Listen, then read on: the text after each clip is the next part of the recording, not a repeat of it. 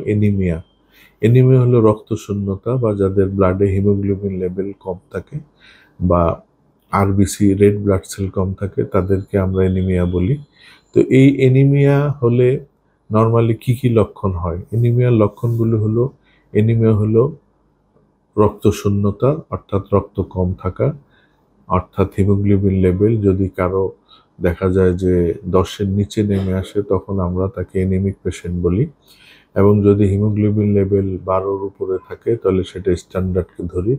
Anaemia রোগের কি কি লক্ষণ? প্রথমত তার শারীরিক দুর্বলতা থাকবে, সে খুব দুর্বল থাকবে। 2 নম্বর তার মাথা ঘোরানো থাকবে। 3 নম্বর তার খাওয়ার অরুচি থাকবে। 4 নম্বর তার স্লো টেম্পারেচার, জ্বর ভাব থাকবে সবসময়। 5 নম্বর তার কোনো এনার্জি থাকবে না, সবসময় দুর্বল, ঘুমাতে ইচ্ছা করবে, শুয়ে থাকবে, মাথা তুলতে পারবে না, খারাপ লাগবে, কাজের এনার্জি নাই, কোনো পড়ার এনার্জি নেই, কিচ্ছু নেই। তো এই সিমটমগুলি নর্মালি আমরা এনিমিয়াতে পাই। যদি এরকম পাই তাহলে আমরা তার দ্রুত সিবিসি টেস্ট করাবো। ব্লাডের haemoglobin level, WBC, white blood cell, RBC, red blood cell, এগুলো ঠিক আছে কিনা আমরা দেখব।